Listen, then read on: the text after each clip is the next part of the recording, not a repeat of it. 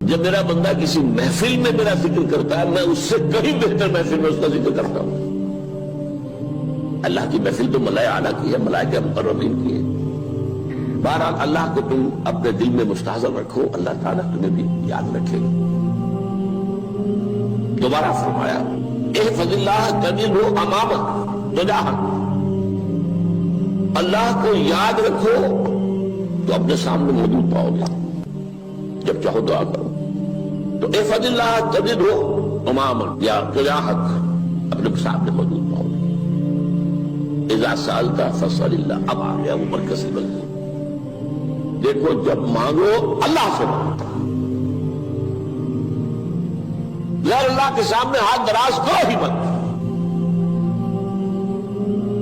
ایک حدیث میں آتا یعنی حرام نہیں ہے، دنیاوی قواعد اصول قوانین کے تحت کسی سے مدد چاہنا، کوئی سوال کرنا حرام نہیں ہے۔ آپ سوال کریں، مدد لیں، اسی پر دنیا قائم ہے، ایک دوسرے کے ساتھ تعاون کے ساتھ۔ لیکن اونچا مقام کیا ہے؟ کسی سے سوال مت کرو سوائے اللہ، یہاں تک کہ جوتے باندھنے کا تسمہ تمہیں درکار ہے تو بھی کسی سے مت مانگو، اللہ سے مانگو۔ کیا پتہ اللہ کس کے دل میں ڈال دے اور وہ آ کے تمہیں تسمہ پیش کر دے۔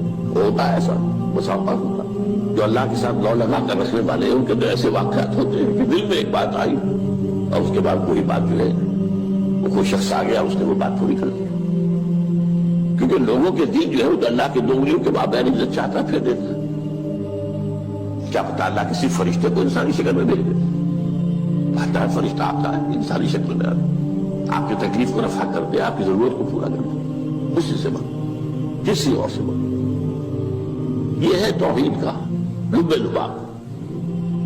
یوں سمجھیے اسلام کی جڑ کیا ہے؟ ایمان۔ اسلام کا جو خارجی نظام عمل ہے، انفرادی اعمال ہو اجتماعی ہو، ان سب کی روح رواں کیا ہے؟ ایمان۔ ٹھیک، ایک بات ہوگی، ایمان کا خلاصہ لب لباب کیا ہے؟ ایمان باللہ۔ ویسے ایمان بالآخرہ بھی ہے، ایمان بالملائکہ ہے، ایمان بالانبیاء ہے، ایمان بالرسل ہے، ایمان بالکتب ہے، ایمان بالقدر ہے، لیکن اصل ایمان، اسی لیے ایمان مجمل میں آپ کو معلوم ہے کسی اور چیز کا ذکر نہیں۔ آمنت باللہ کما ہوا باسمائہ وصفاتہ وقبلت جمیع احکامہ اقرار باللسان وتصدیق بالقلب، یہ ایمان مجمل ہے۔ اجمالی طور پر ایمان اس کا نام ہے، ہاں مفصل تفصیلی طور پر آمنت باللہ وملائکتہ وکتبہ ورسلہ والیوم الآخر والقدر خیرہ وشرہ من اللہ تعالی۔ تو اسلام کی جڑ ایمان، اور اسلام کا سارا جو نظام عمل ہے، چاہے انفرادی اعمال ہو چاہے اجتماعی، ان سب کی روح نواں ایمان، اور ایمان کا خلاصہ ایمان باللہ۔ اور ایمان باللہ کا اصل حاصل وہ ہے جو سمجھ میں آ رہا، اس کے دو تقاضے، عبادت صرف اسی کی، استعانت صرف اسی سے۔ اس لیے میں نے سورہ فاتحہ کا تذکرہ شروع کیا، یہ عبادت کا جوہر ہے، عبادت کا جو ہے یہ ایمان کا حاصل، عبادت صرف اس کی ہے اور استعانت صرف اس سے۔ استعانت ہی میں سوال بھی آ گیا، اگلی مدد ہے، آپ کسی سے کچھ مدد مالی چاہ رہے ہیں یا کوئی اور مدد چاہتے ہیں، کسی کام میں مدد چاہتے ہیں، جیسے میں نے کہا تھا کہ سفارش کرانا چاہتے ہیں بھی مدد، وَإِذَا اسْتَعَنْتَ فَاسْتَعِنْ بِاللَّهِ، اور جب مدد مانگو صرف اللہ سے مانگو۔ اور وہ سارے الفاظ یاد کر لیجیے، استدعاء، استعانت، استغاثہ، یہ جو غوث اعظم سے استغاثہ کیا جاتا ہے تو شرک ہے۔ استغاثہ اللہ سے، دعائی اللہ کی، اس اعتبار سے استمداد، استعانت، استدعاء، استغاثہ، یہ سب اللہ سے، صرف اللہ سے۔ عبادت صرف اللہ، ایاک نعبد، اور استعانت صرف اللہ سے، مانگو صرف اللہ سے، جب مدد طلب کرو صرف اللہ سے۔ اور جان لو اگر تمام لوگ جمع ہو کر تمہیں کوئی فائدہ پہنچا جائے نہیں پہنچا سکتے، الا بشیء قد کتب اللہ لک وان اجتمعوا علی ان یضروک بشیء لم یضروک الا بشیء قد کتب اللہ علیک، اور سب مل کر چاہے تمہیں کوئی نقصان پہنچا دے نہیں پہنچا سکتے مگر وہی کچھ جو اللہ نے تمہارے لیے لکھا۔ اب بتائیے خوف کی جڑ کٹ جائے گی کہ نہیں؟ یہ جو ایمان جو ہے یہ خوف اور حزن دونوں سے نجات دلانے والی بات ہے. جو حقیقی مومن ہے وہ اللہ کا ولی ہے. حقیقی مومن وہ اللہ کا ولی ہے. اور الا ان اولیاء اللہ لا خوف علیہم ولا هم يحزنون. یہ اولیاء اللہ کو اللہ کا مخلوق نہیں ہے, وہ ان کے سر پہ سینگ نہیں ہوتے, انسان ہی ہوتے ہیں, لیکن حقیقی معنی میں مومن. ان اعتبارات سے جو آج ہم پڑھ رہے ہیں ایمان اس درجے کا پہنچ گیا تو اللہ کا ولی ہے. اور جو بڑی خوف کس بات کا ہوگا, کس سے خوف کروں, اس کے ہاتھ میں کچھ ہے ہی نہیں. اور اگر کچھ اللہ نے میرے لیے لکھ دیا وہ آ کر رہے گا, چاہے میں لاکھ گڑ گڑاؤں تو اس کے سامنے کہ مجھے چھوڑ دے. اگر اللہ نے لکھا ہوا ہے وہ تو آئے, تو کاہے کو اس کے سامنے گڑ گڑانا, کاہے کو جب مسائی کرنا اس کے سامنے. اور کسی کے ہاتھ میں کچھ ہے ہی نہیں, میرا خیر ہے ہی نہیں, کاہے کو خوشامد کرو اس کی. اور سنیے,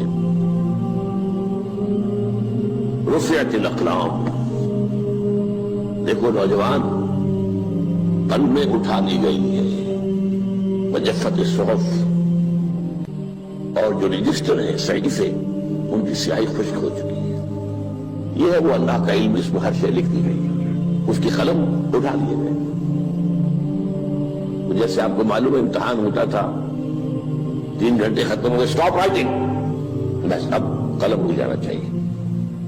وہ قلم تو تقدیر کا کاتب جو ہے وہ قلم اس کا اب اٹھا لیا گیا, اور جو صحیفے جن پر لکھا گیا وہ خشک بھی ہو گئے.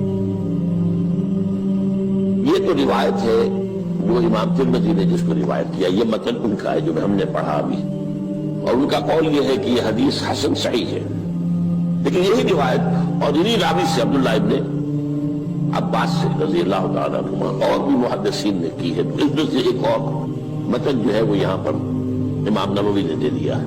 احفظ اللہ تجدہ امامک, یہ تو پہلا وہ ٹکڑا تھا, وہ تجاہک تھا, یہاں امامک ہے. امام مطلب یہ ہے اپنے سامنے پاؤ گے.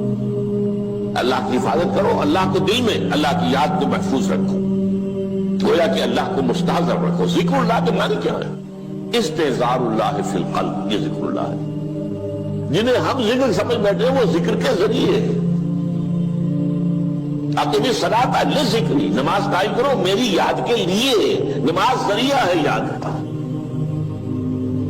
یہ علیحدہ بات ہے کہ آپ نے 17 رکعتیں بھی پڑھنی ہو عشاء کی اور یاد آپ کو آئی نہیں کوئی, آپ تو ایک میکینیکل انداز میں جو ہے وہ اٹھک بیٹھک کر رہے ہیں اور آپ کی زبان سے کچھ بھی نکل رہا ہے, تو اس کا آپ کے شعور سے, دل کی گہرائی سے مراقبہ ہے ہی نہیں, وہ ذکر تو نہیں ہوا.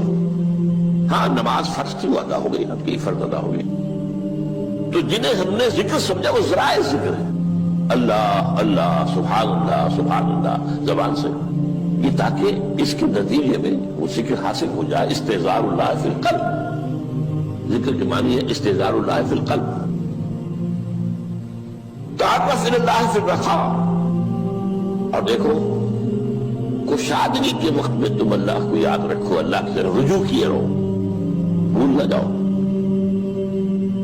وہ نہ ہو جو کبھی کہا تھا, بہادر شاہ ظفر کے اشعار میں سے بہت دور کا شعر ہے, ظفر آدمی اس کو نہ جانیے چاہے کتنا ہی وہ فام زکا, جسے عیش میں یاد خدا نہ رہی, جسے تیش میں خوف خدا نہ رہا.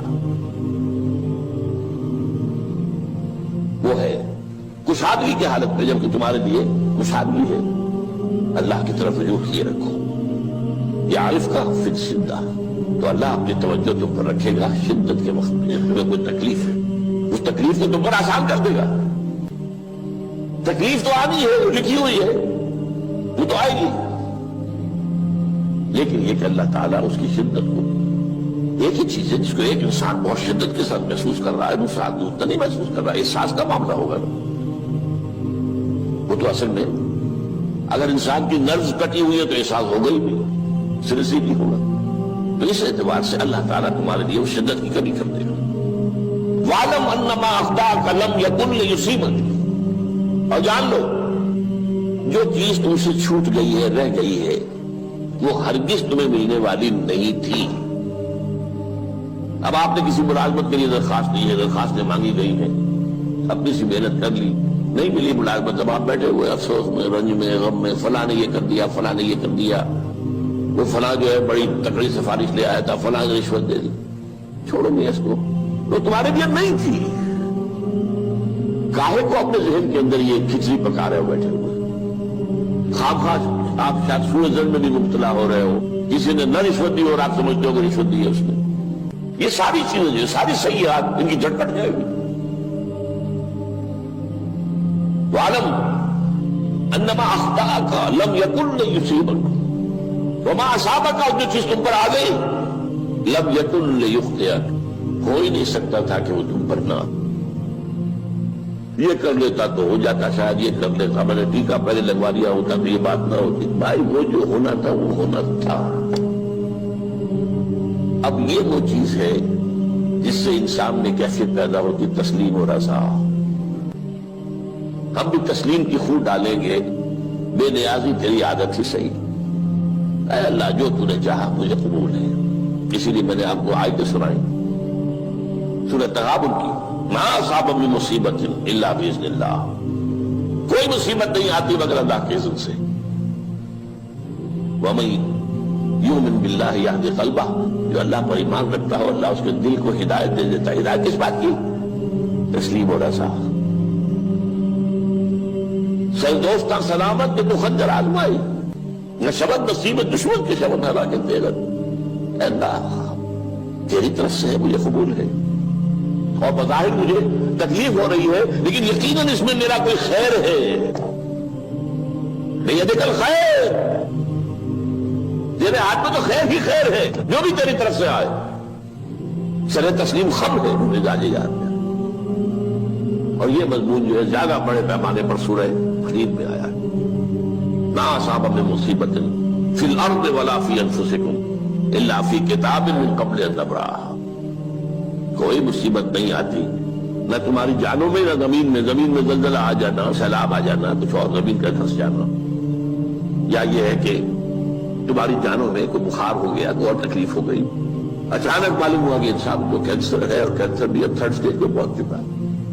لیکن جو بھی آیا ہے وہ اللہ کے علم کی کتاب میں پہلے سے لکھا ہوا ہے. فی کتاب من قبل ان نبرأها، یہ کتاب میں درج ہے اس سے پہلے کہ مجھے ظاہر کرنا. اس کے نتیجہ کیا نکلنا چاہیے؟ لیکن لا تأسوا علی ما فاتکم ولا تفرحوا بما آتاکم، افسوس نہ کیا کرو جو تم سے جاتا رہے، چھوٹ جائے. کوئی عزیز فوت ہو گیا، کوئی موقع ہاتھ سے نکل گیا، ارے بھائی میں چوک گیا، بڑا موقع تھا، اب اس پر افسوس کر رہے ہیں. نہیں جو چیز، لیکن لا تأسوا علی ما فاتک ولا تفرحوا بما آتاک، جو اللہ تمہیں دے دے اس پر اتراؤ مت.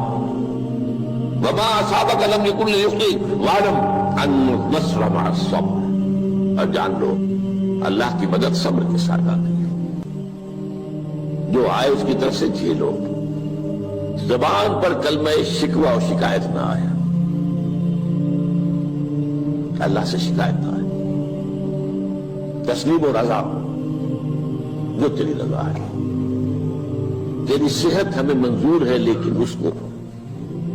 مولانا محمد علی جوہر ایک مرتبہ جیل میں گئے، ایک بیٹی بیمار ہوئی، فوت ہو گئی. اس کے بعد دوسری مرتبہ پھر جیل میں گئے، دوسری بیٹی کو وہی بیماری. جیل میں اطلاع ملی کہ بیٹی کو یہ بیماری ہو گئی ہے، تو خط لکھا اشعار کی شکل میں. کا آخری شعر یہ ہے، تیری صحت ہمیں منظور ہے لیکن اس کو نہیں منظور تو پھر ہم کو بھی منظور.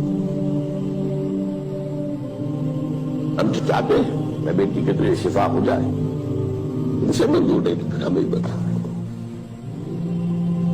وَعَلَمَ أَنَّ النَّصْرَ مَعَ الصَّبْرِ وَأَنَّ الْفَرَجَ مَعَ الْكَرْبِ، فرج فراخی کھل جانا کسی چیز کا، یہ ہے کرب کے ساتھ، تکلیف کے ساتھ.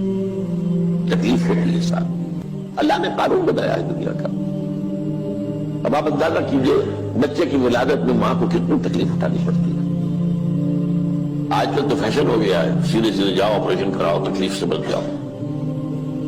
لیکن یہ ہے کہ یہ بھی آپ کے علم میں ہوگا، وہ ساری تکلیف جیسے ہی بچے کو لا کر ماں کے برابر لٹایا ہے ساری تکلیف ختم، پھر جو راحت اسی میسر آتی ہے. ان الفرج مع الکرب وان مع العسر یسرا، اس لیے میں نے وہ آیتیں بھی پڑھی تھی ان مع العسر یسرا، ان مع العسر یسرا، اس دنیا میں یہ اللہ نے نظام بنایا ہے۔